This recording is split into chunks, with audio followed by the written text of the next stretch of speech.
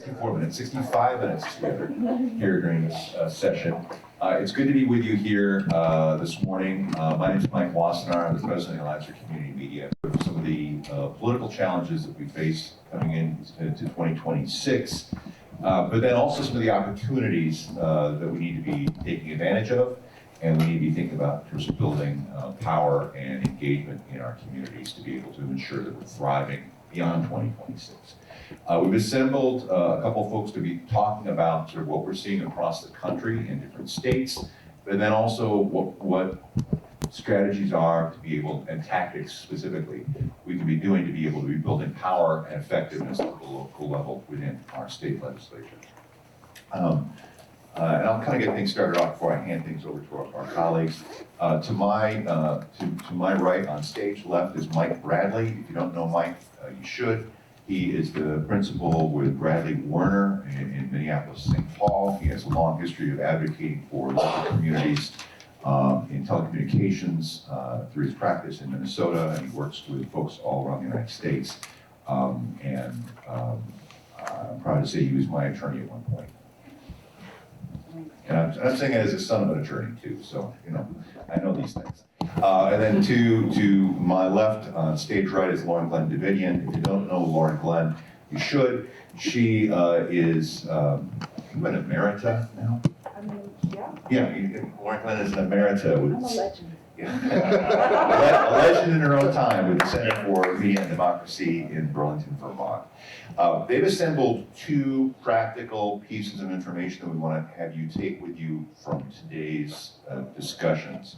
And you'll see on the screen that there's a QR code up there, which you can use to download the presentations from both Mike and Lauren Glenn. They put together materials, one, taking a look at what's happening in different states, but then two, sort of a playbook specifically for effectiveness at the state level in building political coalitions. So we'll be talking a lot about that over the course of the next 64 minutes.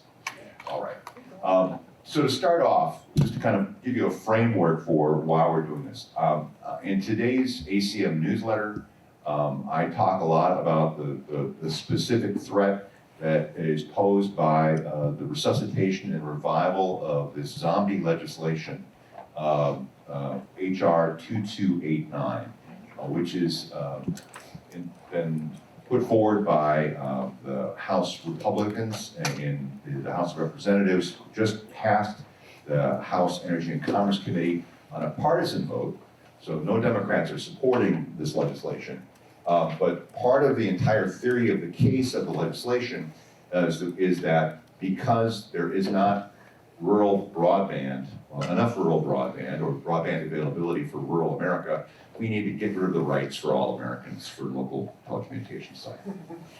That's the theory of the case, that local government provides, and local and state government, as well as tribal government, is a regulatory underbrush that gets in the way for more freedom. And really our solution is more freedom, right? So getting rid of your rights, you see the theory of the case here. It's a dead idea.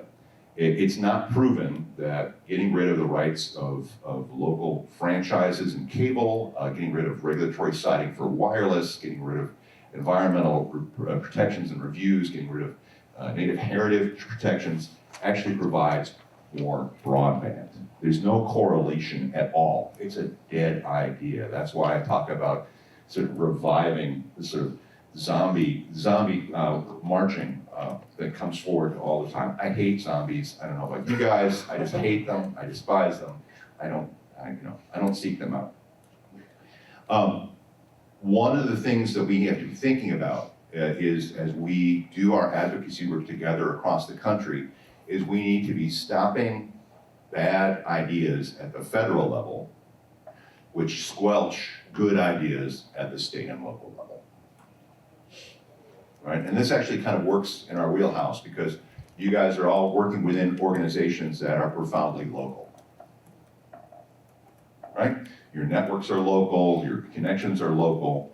The power that you derive comes from the local networks that you can enliven and the people that know that you're valuable in your work. Okay? So you got an asset already in the work that we're going to talk about a little bit later on.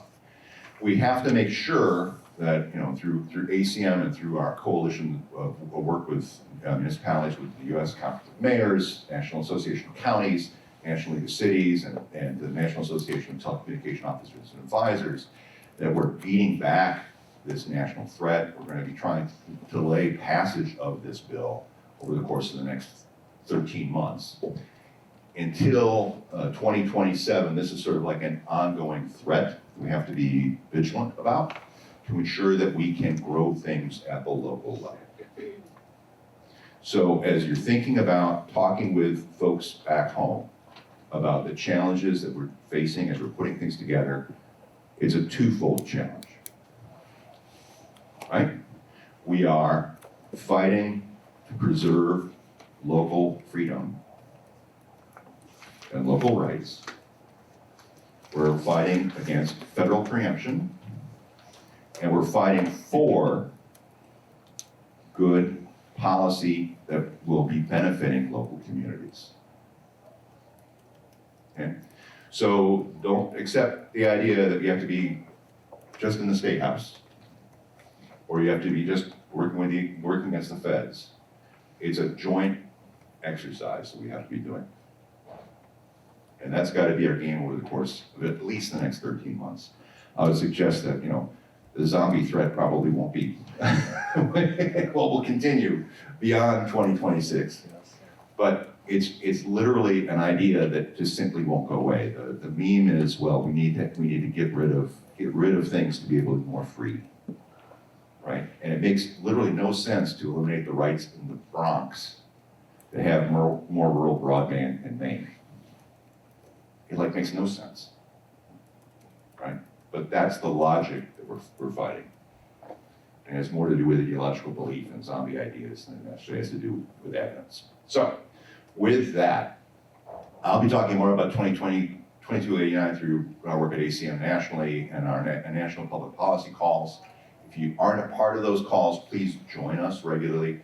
If you weren't at last Thursday's call, I'll have a sort of a makeup call this Wednesday at 2 p.m. Eastern. So please join me for that. And if you're a part of ACM, you also get a copy of recordings of those calls.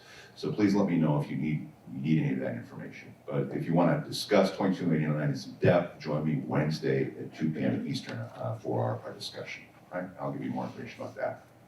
So let's kind of turn to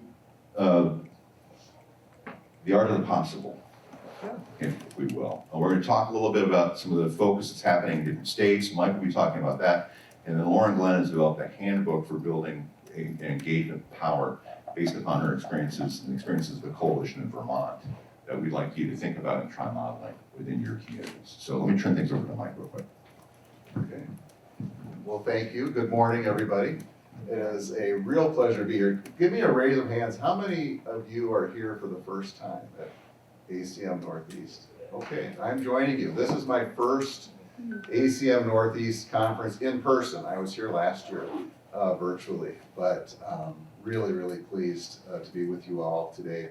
Yeah, we're going to talk about the state of community media and what's at stake, what are our possibilities, and how do we get to where we want to be to make sure that we have community funding going not just for today, but for the next 40 years. Okay. And so it's time for our annual medical exam. We all love going to our annual medical exams, right? But I think it's important. It's important for us to look and see, where are we at right now as far as our community media health goes. And I don't think it's going to surprise maybe any of you of where we're at. So we're seeing for our community media centers, we are primarily funded with fees derived from cable franchising. Okay, so it's franchise fees, it's PEG fees, it's capital grant funding, those types of things. That's primarily where we've been funded, and it's been a model that's worked very well for over 40 years now. But now what we're seeing, and I'm sure you've been seeing this over the last several years, is that cable subscriptions are declining, and they're continuing to decline, and they're starting to decline sometimes at a fairly rapid rate. You know, what I'm seeing now is not only are people cutting the cord and going to, you know, kind of traditional over-the-top places like Netflix and Amazon and Apple TV, but you're seeing the cable operators themselves convert their own subscribers to a streaming service.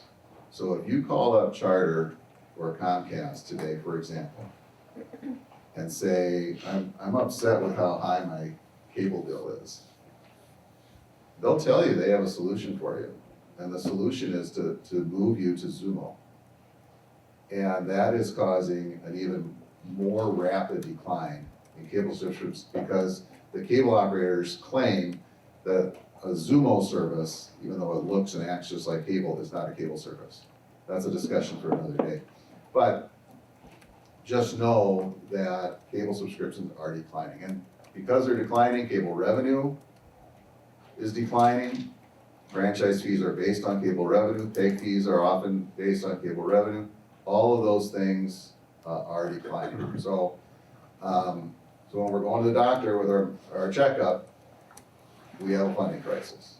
And I don't think that's a surprise to anybody, or at least it shouldn't be at this point, because these have been on a decline now really for 5 years for sure, but really closer to 10 years. Correct? 2018. Yeah.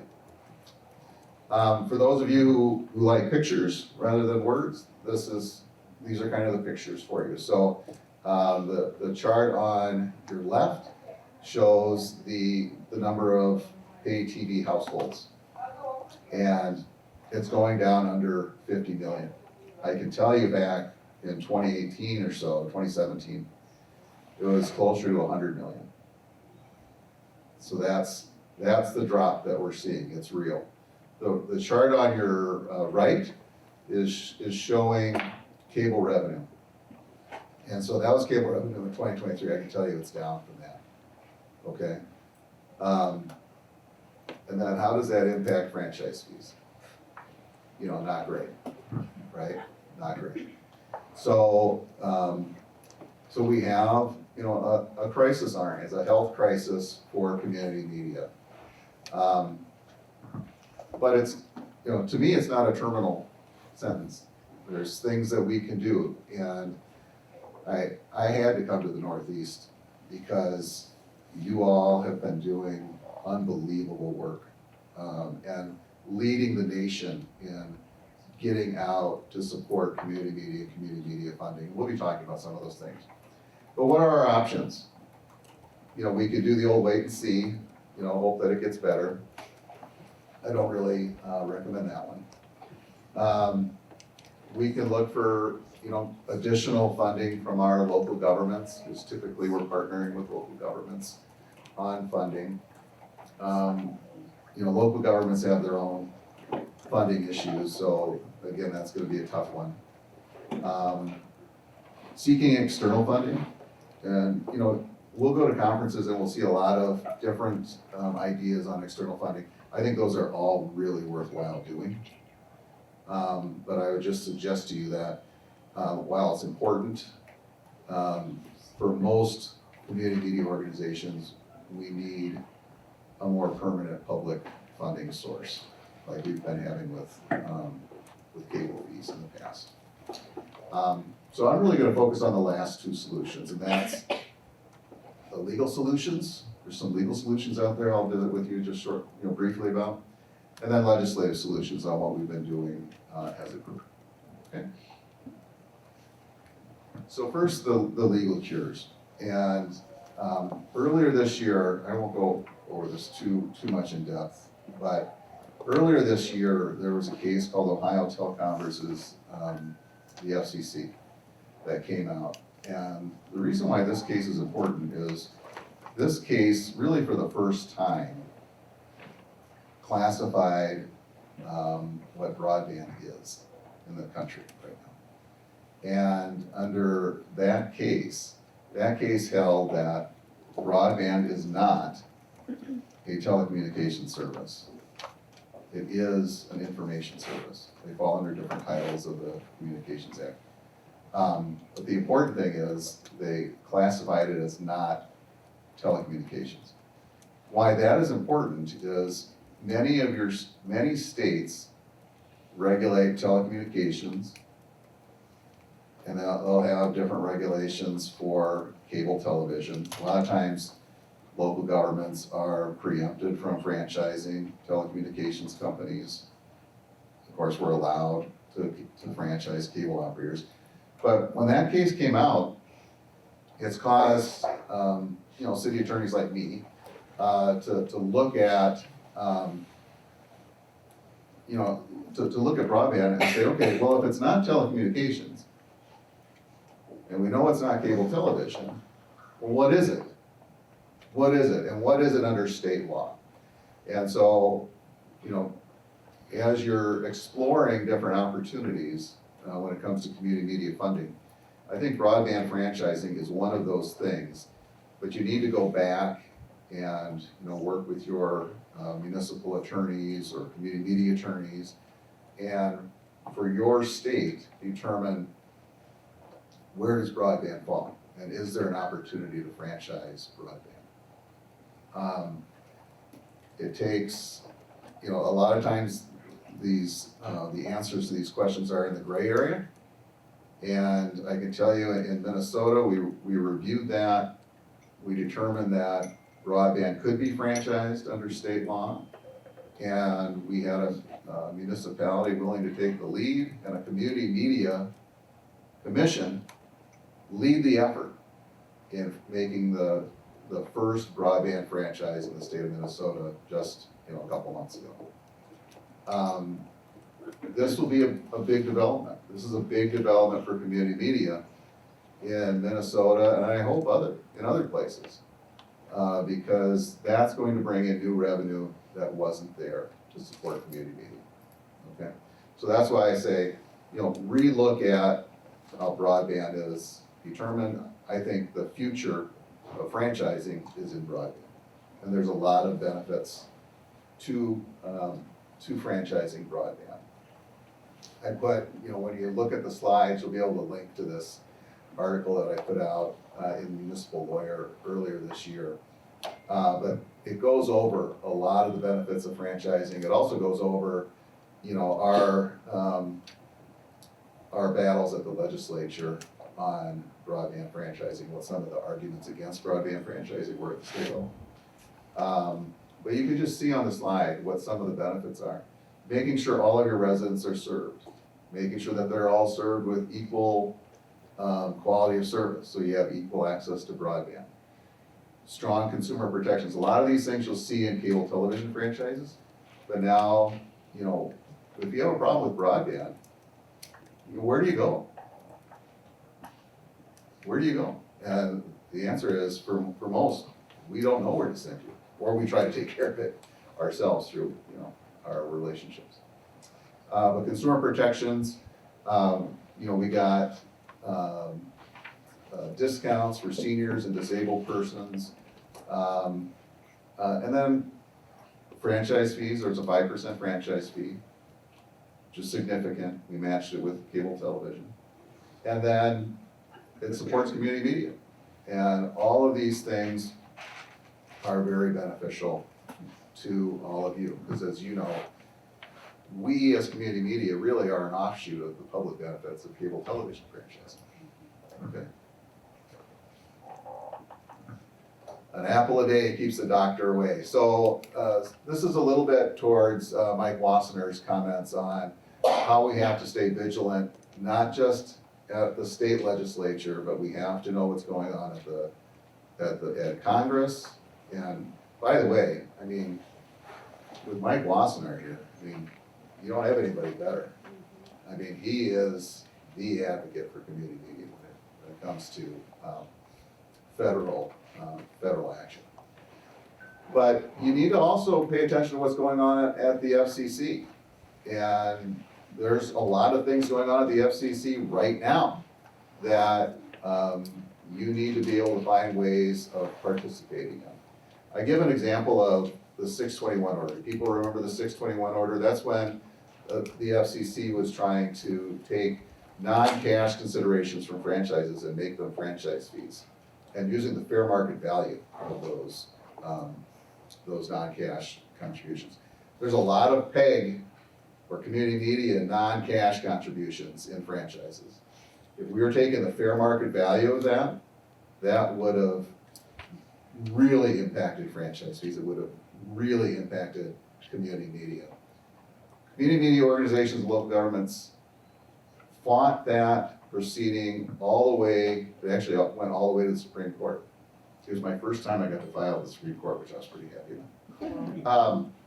But what I was really happy about was when we appealed the decision of the FCC to the Sixth Circuit Court of Appeals. The Sixth Circuit Court of Appeals said, no, FCC, you have it wrong. While you can include these non-cash contributions and franchise fees, it's not fair market value.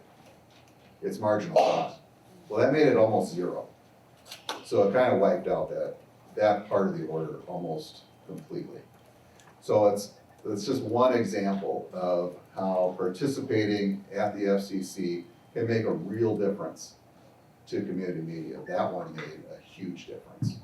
I can tell you right now, literally right now, we're in a process that the FCC is attempting to eliminate other fees that would also benefit community media, including broadband fees.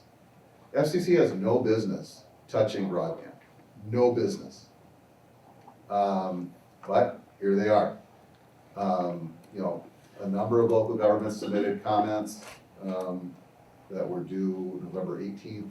Reply comments are due December 17th, so coming up. So there's still an opportunity to participate. I encourage you all to participate. And then keep an eye out, there's a wireless notice of proposed rulemaking. To me, the wireline one is kind of the biggest one for local governments. But, sometimes we've been looking at like pole attachment fees as being a possible solution. Well, then we gotta look at that wireless notice of proposed rulemaking, okay? Why does the So- FCC have no business? So the FCC has no business of controlling or doing any regulation over broadband because Congress gave them no authority to do any regulation of broadband. So when broadband was classified as a Title I service, that took the FCC completely out of the picture from doing any regulation, essentially. And that's backed up by not only the statutory text, but also the cases that have been determined under that statute. Okay. I'll go over the legislative cures at a very high level and then turn it over to Lauren Glenn, I think, because I'm going too long, I can No, tell. you're not. But there are a number of legislative cures out there, and you'll see the Northeast has been far and away the most active in the country. I mean, it is the Northeast, Minnesota, and that's it. Now that's gonna change. I can pretty much guarantee you that's gonna be changing here this coming session. But we've been the leaders. We as the Northeast and Minnesota have been the leaders.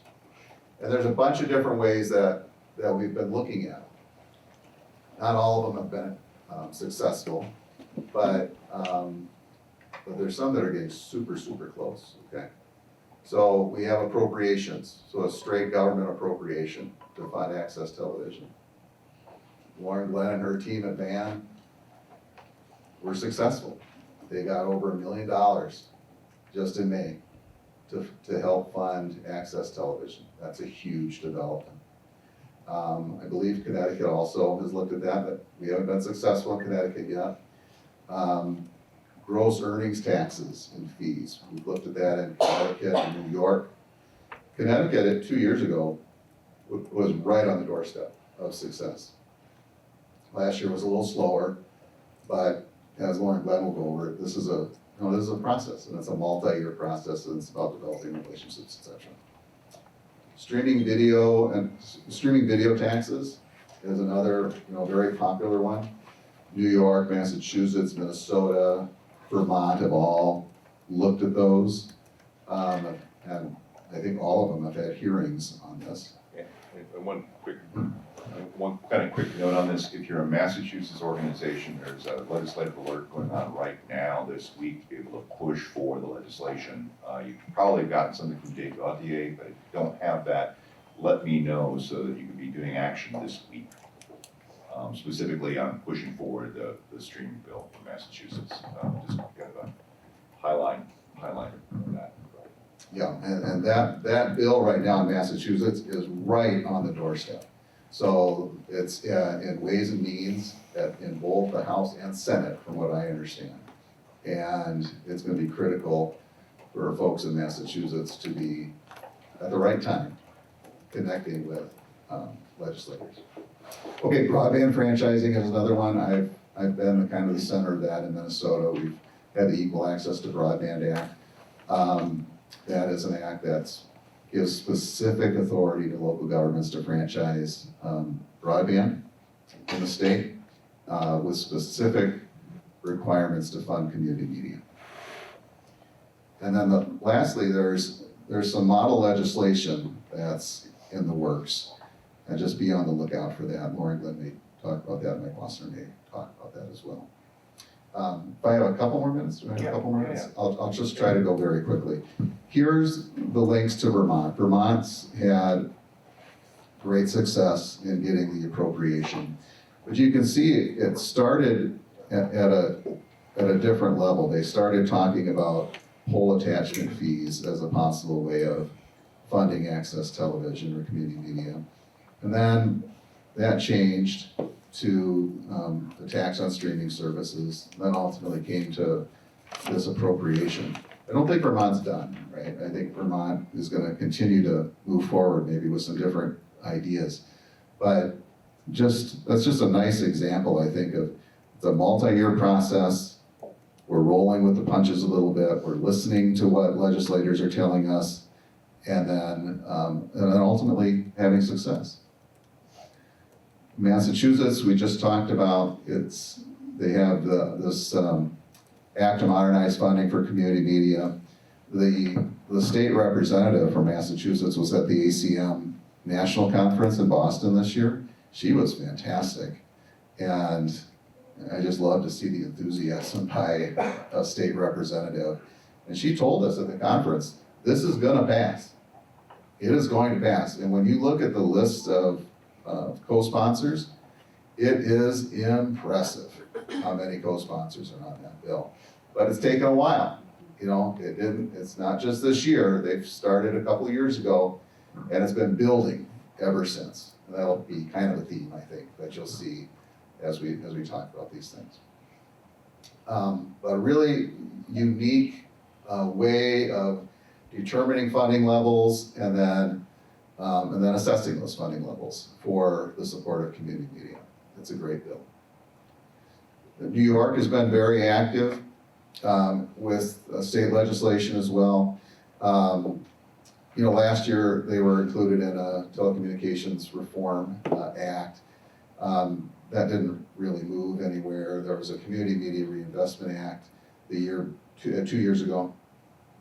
But now we're working on legislation for 2026 called the Tech Equity Access Media New York Act.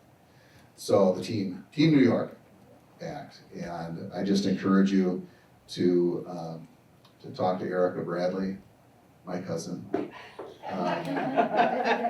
She's not really my cousin, but we call each other cousin. Cousin. See Erica, and know that is moving forward. There's a link in the slides to Team New York.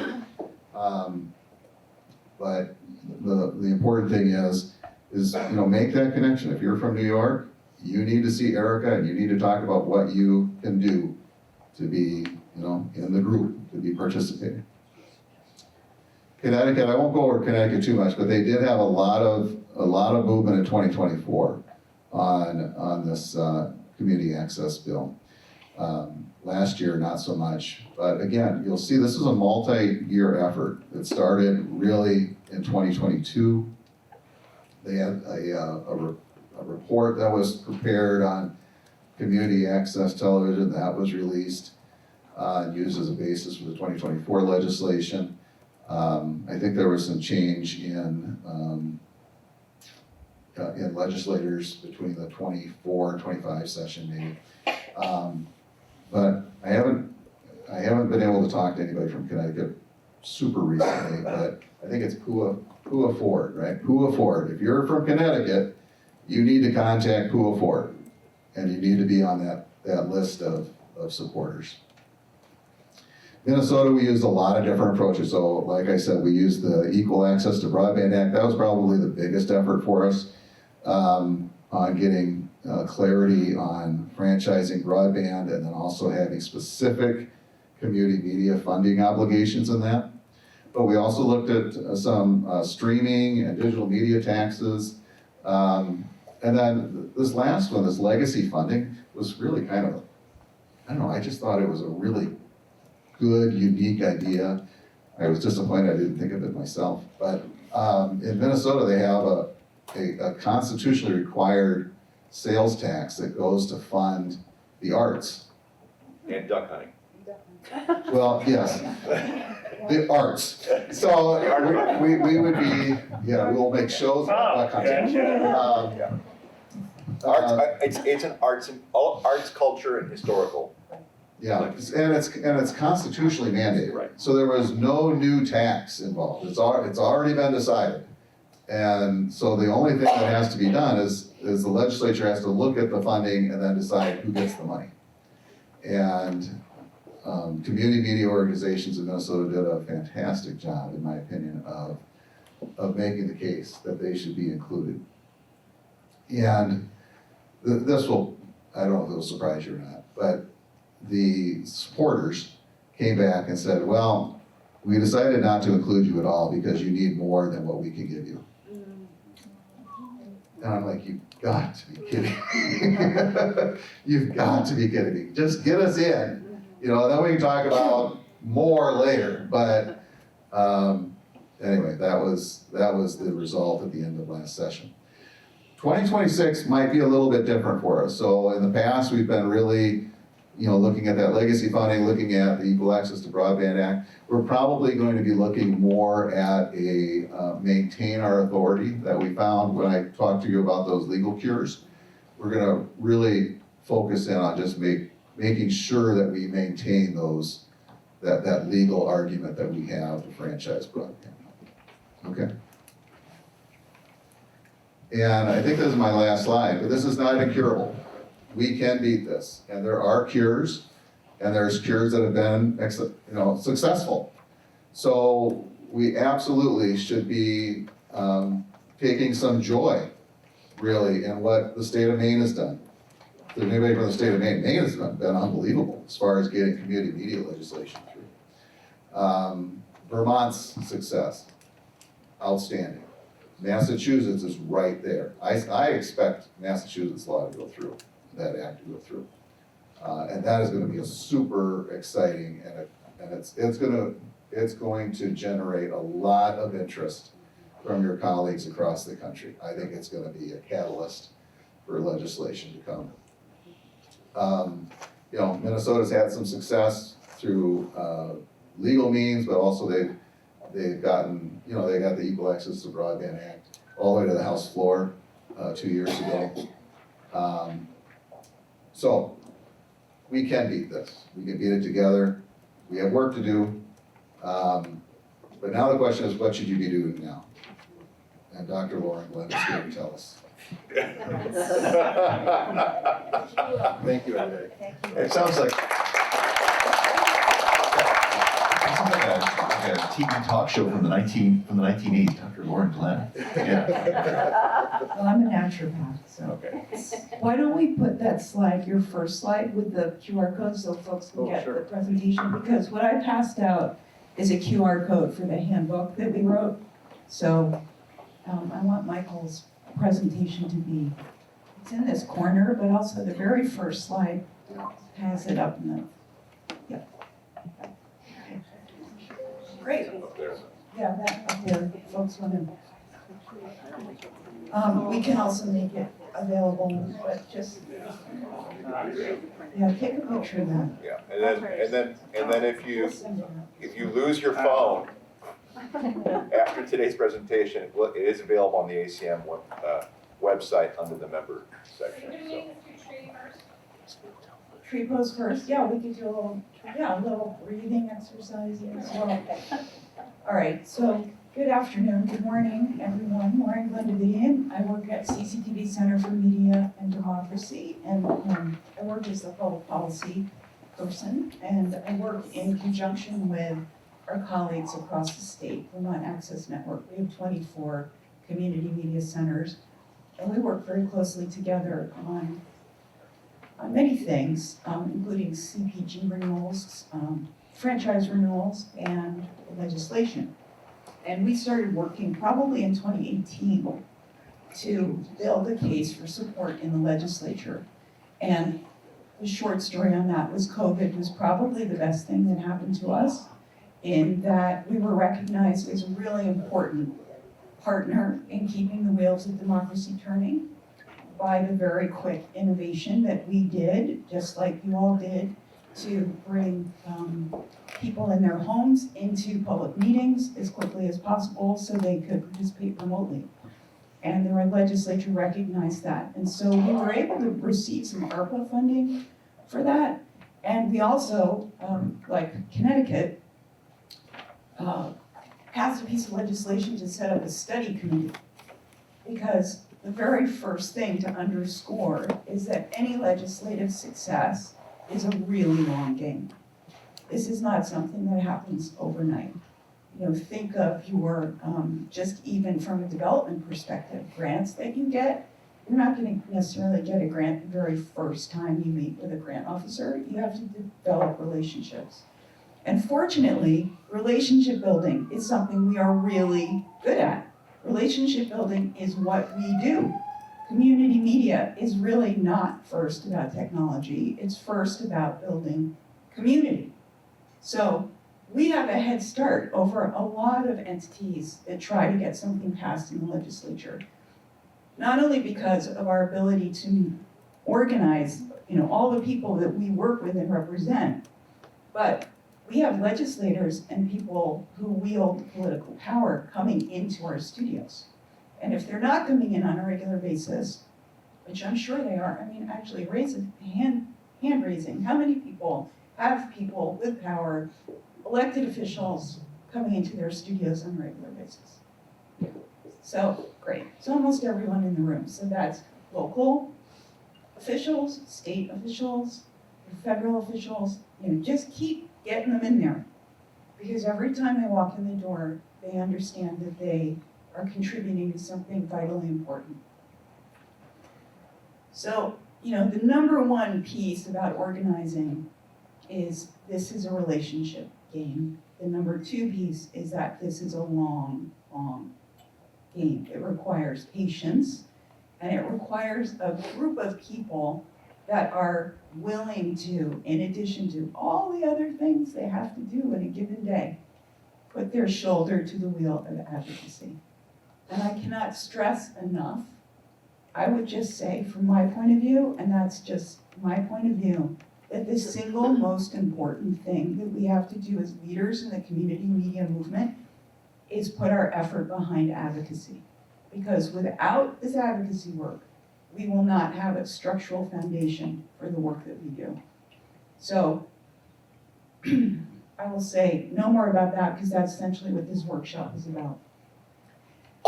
The Alliance for Community Media and the Alliance for Communications Democracy has put together a piece of sample legislation based on New York and Massachusetts streaming tax.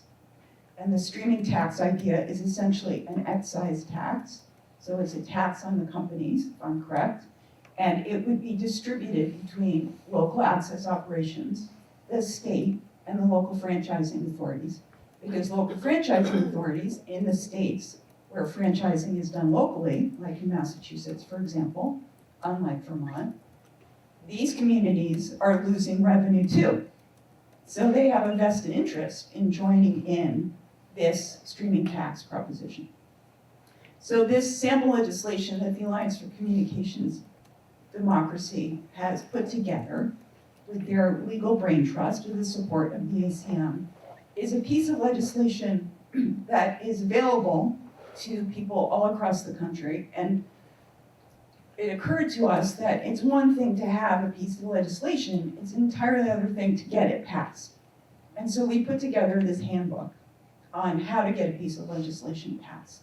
And I'm going to go through some of the highlights, given that this is happening actively in Massachusetts and in New York, but also to remind us, especially those of us maybe not working in the leadership realm of getting this legislation passed, the roles that we have to play in mobilizing our people, our producers, our board members, our communities, when those action alerts come through that need broad-based support. Some action alerts just really need to go to committee heads, and some action alerts need to go to the Speaker of the House. Some action alerts might even need to go to the governor. So there are different calls for action at different times that require different audiences. So, thank you, Michael. Yeah, that's fine. So the most important thing to think about when undertaking any of this is, what is the objective? It may be to get a streaming tax passed. It may be to look into a broadband tax. I mean, the most exciting thing 2025 for me is this Minnesota bill that you have done. And obviously I'm a policy wonk if that's the most exciting thing that's happened. But the fact that we could potentially pursue broadband franchising opens a door that, thank you, Michael, for opening that door. You might also, success might be simply, maybe in the state of New Hampshire, getting a working group, getting the legislature to have a study committee to put together some ideas that gets buy-in from the legislature because they're supporting a working group. Maybe a little money's needed, maybe not, so that you can then lay out policy options that the next session you can bring to the legislature and wave around. So there's a lot to be said for having documents to wave around in the legislature, because the study committee that we had a whole host of ideas about how to generate revenue for community media, and had legal analysis in it that allowed us to get a workaround the federal preemption called the Internet Tax Freedom Act, which makes it illegal for states to, quote, tax the internet. So we had to come up with different ways that were viable, and those were laid out in the study committee. So what is it that you're trying to accomplish is the first thing to think about. And then the leadership team. Again, even if you are not on the front line of organizing, I suggest that every community media center have its own advocacy leadership team. And that might be a subcommittee of your board. You might already be doing this. But if you're not, think about who are the most sort of charismatic, outgoing people who are willing to articulate for you in front of others these core ideas, people who are really good at messaging, and people who are not afraid to make phone calls and reach out and be your forward, advanced people to help organize locally. Because all of us at a state level have to depend on the organizing levels, your levels of organizing all the way down. Michael? Well, Quick question for you. If I work for a city or a school district, who is that advocate? As opposed to, well, I mean, I think there's like a couple different opportunities typically. One would be folks who are involved specifically in that advocacy function for the municipality, right? Or alternatively, people like Mike who get hired by those municipalities, right? To be doing that sort of advocacy work. But, the thing I think is super important is be a team exercise. And you're right about the advocacy function. I think it's a mistake for us to think that there is no advocacy function at all for an organization. And regardless of whether you're a P, E, or G, or some sort of combination of those, but we've got to be finding those people and then working in concert with them so that you're doing that collective action at the state level. Yeah. Does anyone have an example of that in your, yes, hi. Yeah, so I work for a municipality 5 minutes down the road. Pretty much, okay. All right, so I work for a municipality like 5 minutes down the road here on Route 9. First of all, our town actually encourages us to advocate on behalf of our departments. And then two, as long as I wrote the letter, the select board chair signed it for us. So that's one way a municipality could do it. Right, because there's all kinds of action alerts. There are federal action alerts, there are FCC filings, there's big efforts like this. So again, building that advocacy capacity within the organization is something to think about doing. If it's not happening now, it's 101. And it's why we've had success in Vermont, because over the past 40 years, advocacy has been at the foundation of everything that we do. And as leaders of organizations, we've had to wear the advocacy hat.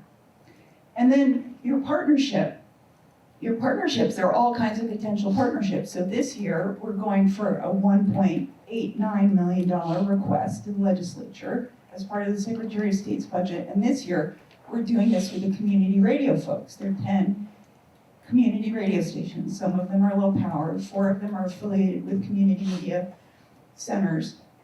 And we are joining for the first time in a joint request. So it's adding $90,000 to our 1.8 million request. And just to say, in Vermont, we did pose a poll attachment tax, which was a $10 poll tax, which didn't fly for a variety of reasons. One is no one liked the name. All right. Poll taxes have a bad reputation. No one liked the name. So we actually had to refer to it as the PAT when we talked about it. I'm not kidding you. And then the second, so that idea sort of was not, it was actually, it's an elegant, beautiful policy solution, but didn't fly. So the next thing was someone in the Senate Finance Committee took an old version of the New York streaming tax and put it forward. And it was decided that they didn't really want to wield a tax that year. I mean, it's not a popular thing, and the governor doesn't like new taxes. And so in the case of Vermont, what was decided was, we're going to simply put you in the budget without a revenue source. So we didn't get the policy win, which of course would have made me very happy, but we got the money. So sometimes you're not going to get the outcome that you started with. It doesn't, especially in the legislature. There is no straight line in the legislature. Decisions are not made on rational basis. Just remember that, and don't be surprised when things go very sideways, and you can't imagine why. It's just how legislatures work. You talk about continuously building trust and leadership. I almost want to kind of underline the idea that what you're doing is a practice. It's not like you go to the legislature and then you go and then you leave. It's an ongoing process that's necessary for the growth and furtherance of the field. Right.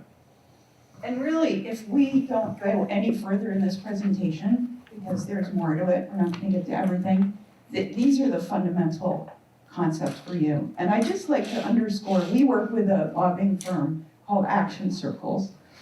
They have been our lobbyist, and their model for organizing is relational. And you can see from this model, the center is leaders, and then there's sort of the next group of people, the high risk takers, the lower risk takers, and then the interested people, and then likely interested people. So not everyone is going to be involved in your effort in the same way, and you want to identify what level of involvement and commitment that they are going to have, which is going to inform what kind of action they can take on your behalf, and how you build trust to move people from likely interested to low risk takers to higher risk takers. You know, low risk taker might be sending an email or making a phone call. High risk taker might be someone who actually physically goes to the building on your behalf. You know, the highest risk takers moving into the leaders may actually be testifying So people aren't gonna just show up ready to testify. We're cultivating people, and this is what we do in our centers. Someone comes in, they wanna make a show, they start to make a show, they become a regular producer, maybe then you recruit them for the board. I mean, this is something we actually know how to do very well. And then the other thing is, you really need to be savvy about how things work. And a power map, I just love power maps so much. Megan is in the back. We just love making maps of things. But one of the important things is to understand where the power lives and who you need to influence based on what you've decided to do. Both the champions, people who might be a bill sponsor, someone who might be on the committees of jurisdiction that are your allies, and also your opponents. Who are they and what are their potential objections? And you also have to have a pretty good database. You're keeping track of who these legislators are, when you've met with them, what they've said, how likely they are to support you, if they need more attention. And then, as I said, if you're gonna be in a legislative arena, you really would be wise to hire a lobbyist, because the lobbyist is in the building all the time, and you're not. And the lobbyist has relationships that we don't. And the lobbyist understands how things work. And the lobbyists have been friends with certain people for a long time, maybe even grew up with them, as in the case of the head of Ways and Means, been our lobbyist. So that makes a big difference. And then in the handbook is a list of questions that you can ask when you're trying to hire a lobbyist, which is that you want them to be helpful to you. You don't want them to just tell you when committee meetings are. You want them really working the building when you're not there and bringing you in when you need to be. And you also need to understand the cost structure, which brings us to the next point, which is you need sufficient resources. So this is a little snapshot. I mean, Vermont is a little state, right? So our budget is not the giant budget, but it's about 60 grand for our lobbyists when all is said and done. We've hired Nancy Werner, Michael's partner, to help verify that the kinds of legislation we're doing has legal grounding, and she's come to testify as star witnesses. So having legal access to people across the country that can give legitimacy to your cause, someone like Michael would be an ideal person. And then you're gonna have events. Now, we don't actually spend $5,000 in grassroots organizing events, but you might. If you have everybody come to New York State to the Capitol building and you want to feed them lunch, or you're having a legislative briefing, or in our case, we had an ice cream social that was incredibly successful because we had this ice cream social, which I guess legislators just love freaking ice cream. and right after the House Government Ops Committee voted, we brought ice cream into them, and they will never forget this for the rest of their life. And then the legislative strategy, which requires a lot of moving parts, which is why having a lobbyist is really helpful. But you need to know the schedule. How often do they meet? When do they go on recess? When do they come back? What is even the term? Who are the committees of jurisdiction? How do they lean? What's their thinking? And then you need to prepare your testimony and talking points. And I've got this little graph, just like Michael's, which is pay TV versus non-pay TV. So you want to have pictures. Legislators have very short attention spans. They are dealing with so many things. And I have spent hours preparing testimony just to go into a room and see them doing everything else but listening to my testimony. So if I have one picture or two pictures that show what the need is and what the ask is, that's really about you have to have the background testimony, but that's really what you're dealing with. It's incredibly short attention spans.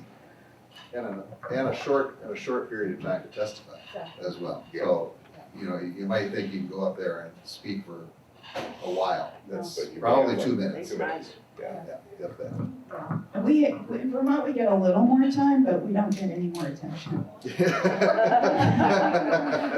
Again, the ice cream helps. The ice cream really helps. And then a communication strategy. Again, these are all things that we do in our everyday work as community media centers. So we are one-armed paper hangers. We know how to do this. And they are, honestly, these messages came from ChatGPT. I just want to say that was a very helpful resource. So if you put into ChatGPT or some similar AI, give me a legislative strategy for passing a streaming tax, it will lay it out for you. I mean, I'm not saying you have to vet it, but it's incredibly, it's a It'll get good you start. It's a It'll be great good start. too. So, these messages are kind of a nice way to start and thinking visually. And then we'll keep going, because you have many ways to meet with people. And I want to just say one other thing, that if you don't remember anything I've said, thank you notes. Thank you notes, thank you notes. Gratitude is a superpower. It's a superpower because legislators don't get thank you notes. People don't thank them. And honestly, if you had a campaign in your community media center to send thank you notes, handwritten, to your legislators before or after a vote especially, they will never forget you. And that's honestly, I've just got to say, that's a secret power. And your mother taught you that. I hope. And if she didn't, I am reminding you. And then there's, okay, years now have passed. This has not happened in a year, right? Years have passed. And we don't have years, so let's say 2 years have passed. And you're at the point where there's a floor vote. So you've gotten through all the committees, there's gonna be a floor vote. And you've got a tax, let's say it's a tax. I mean, if it's a working group, okay. But if it's a tax, that's a lot of organizing and mobilizing you need to do to make sure that this passes. So you're gonna have a whole strategy related with mobilizing people to secure the floor votes. And if you have a governor who doesn't want new taxes, you are gonna probably have a veto session. So you're just kind of, you're just girding your loins all the time. It is one thing after another. And then you're gonna celebrate the win. And then, as Maine has found, you have to enforce whatever's been passed. Or you need to create a contract to get the money that's been allocated. Or there is an administrative rulemaking procedure that follows what it is you need to do. So this is an ongoing process, which is why thinking about it as a long-term, built into your infrastructure capacity to do advocacy work is vitally important, because it will take many forms and it will be ongoing, as you all in this room already know. And I think, as Michael has said, both Michaels, this is very doable. We have the people on our side, and we know, I mean, sometimes it doesn't seem that way today. Sometimes it seems dark, and that people power doesn't amount to much. But honestly, people power amounts to a lot, especially when it comes to legislative accountability. So I think we've got a firm foundation to grow from.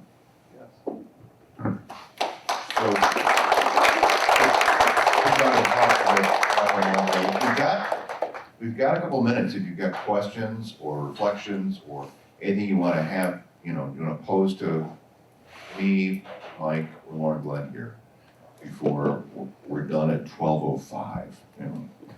So I wanted to mention one thing. When Lauren Glenn says that, the facts are on our side, we have support. We have built-in support. Believe it or not, we have built-in support. The issue comes is legislators have no idea how you're funded. They have no idea that, the state of our financial health right now is poor. And so we have to educate to get them there. Because, I mean, it's almost comical when you go and talk to legislators.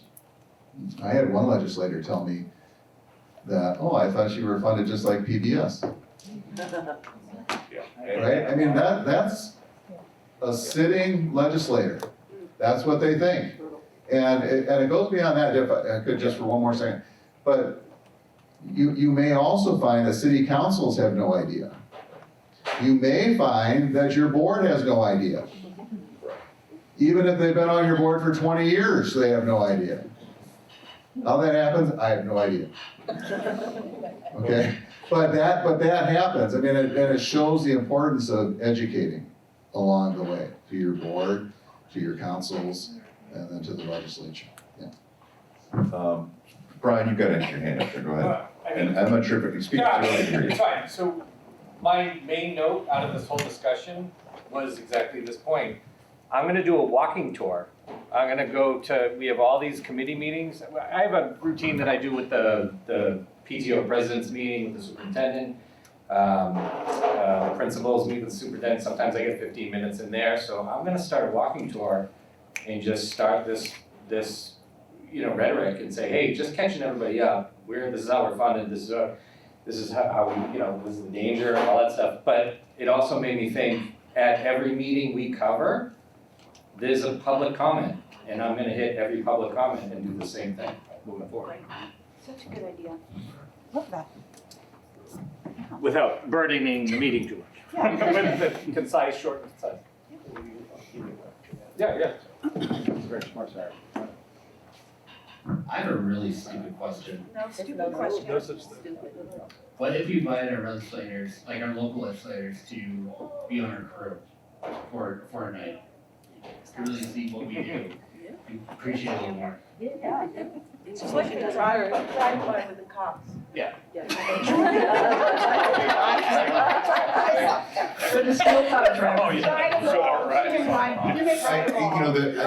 The thing I think the idea, the spirit is great. I think you want to structure the experience so that you're not, have like a director barking at them for being out of focus or things like that. So, for example, if you had, this happens in a lot of communities, like a high school sports event that you have like students doing production work in.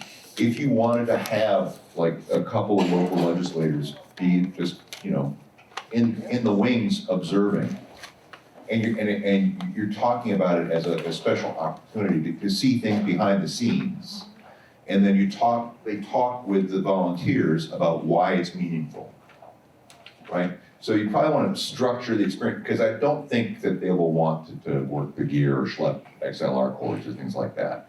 But I think the idea of like a behind the scenes treat is a good one. Can I just add to that? One of the things that we're gonna be looking at in Minnesota is giving community media access to every single sporting event in the state of Minnesota for high school sports. Because what we've been seeing more and more is we're being excluded. And we're being excluded from like hockey rinks. Yeah. Hockey's big here, hockey's really big in Minnesota too. And we're being excluded. And when you look at our games by community media, they're unbelievable. We have multi-shots, we've got a play-by-play color, it's fantastic. We are being excluded for a pan camera with no audio. Are you kidding me? So when it comes, and this is to Lauren Glenn's point about having a visual, what I've asked for is like a 20-second, 30-second video, and you go on Twitter or somewhere and you'll see a side-by-side of what's going on. I want a side-by-side of my community media coverage versus a panel coverage. It's night and day. Same is true of government meetings. Less exciting, but the same principle is that we provide coverage that those cameras in the back are not so. Whatever you don't good at, go ahead. So 2 quick things, and the third one. Love the idea of getting on the crew, but we actually have city councilors who have been commentating some of our sports. And so if they like to talk, Yeah. like if they're on the council, blah, blah, blah, blah. So don't discount them, for that. Second thing is the relationship building. We had a couple of kids who came in with their family. They were doing homeschooling and we worked with them and showed them video and they did some programs. And when it came time to send letters for that bill in Massachusetts, I contacted the mother and said, hey, can the girls write a letter? And they did, and they sent it in, and my senator's office contacted me because of that letter and said, we just heard from these kids, blah, blah, blah, blah, blah. I go, yeah. That's what we're fighting for here. Okay. So don't discount the youth, I guess. If you've got kids that are active in your facility, get them involved in this. Great, that's really great. Yeah. Hey, I'm Liz, I'm from Athol Orange Community Television. We just did a 4-day Christmas auction, holiday auction, I'm Jewish, so I shouldn't, anyway. And Senator Joe Comerford, who is one of the sponsors on the streaming bill, as well as Representative Susanna Whips, who's in support of the streaming bill, they both hosted for about 90 minutes, just doing the auction, just reading the cards, doing what we had them do, and they're there for our major events in Athol and Orange. I will say have neglected to be in conversations with other stations about what we can be doing to push the streaming bill forward. I was looking on my phone and the last update on the State House website was July. So I think that Western Massachusetts, or Massachusetts in general, if we could sit together at lunch and talk about the things we could do. My first thought is PSAs that we could all be playing to explain how we get funding, or, I don't know, let's talk about it. That's good, good brainstorm. I mean, the main thing is you're sitting together talking about how to localize, right? And we are shoemakers' children, it's kind of funny how we don't use video. So, two things on that very, very salient point. One, coordinate with Mass Access in terms of the specific actions that are being asked for right now. Like, there's some specific things being asked for. The general education work about how you're funded, yes. You know, we should have been doing it 20 years ago, right? Yes, you know, don't substitute one for the other. Yes to both, but also make sure that we're working in concert with the entire Massachusetts team. Any final comments, questions? Yes, I have one then. Yes, was there, I heard a voice. Yeah, that was yours. So The voices in my head are here. this is just kind of something silly, but years ago I was a scoutmaster for Boy Scouts. And so we would go to camp every year. And when I became a scoutmaster, I got the boys together somewhere early in camp, and I said, okay, I bought postcards. All right, boys, we're gonna send postcards to your mothers. And okay, Mr. Bradley, we'll do that. And the reason I mention it is none of those boys knew how to write a postcard. They did not know how to do a letter. And so if you fall into that group, those kids are now 27 years old, okay? So those kids never learned how to write a letter. And my kid is included in that. He was probably the most ridiculous written one of them all. But, you know, don't be afraid. Those powerful letters, this is another one where I'm kind of embarrassed. I didn't think about that. You know, when I first started practicing in this area, the guy I was working with was a former state senator, and he would send personal letters all the time. And of course, I probably thought that was dumb, you know, at the time. But I think it's brilliant today because now they're not receiving anything handwritten. Yeah. So it's gonna stick out, and it's gonna stick out in a really good, positive way. That's genius. Yeah. All right. Well, So- and just to say, it only takes, I don't know what the number is, but something like 3 to 6 contacts to a legislator about a bill is way more than they might get about any other bill. So we're not talking about massive numbers, we're just talking about consistent, built-in structural framework for advocacy. The drumbeat. And constructive. You have to have the constructive Constructive drumbeat. It can't be, right. So, okay, this has been great. A couple quick takeaways. One, you've got access to the guide, okay? Please make sure that other people get access to it as well. So share it with your colleagues and share it also with folks within your organization. Particularly, I would say, you know, having board advocates is super, super important. Many times board of directors don't know why they're in the room, advocacy for the furtherance of the mission of the organization is a key one. So, so engaging people who have time to be able to advocate on behalf of your organization is super, super important. 2, you've got Mike's material in terms of sort of the overview of where things are. Think about that particularly if you're in a state where there is not a lot of legislative work happening right now because we want to try to kickstart activities, right? And then the other sort of thing to note is that, we want to be there for you, so please join us for our regular discussions on public policy. We're joking about this a little bit. Sometimes it seems like higher math for people. I want to try to break it down as well in terms of sort of how things work and why things work. So this is a team sport. You should be a part of it. So please, join us as a part of the national calls that take place. And then also invite folks in your organization who you think would want to be either educated or engaged on national issues.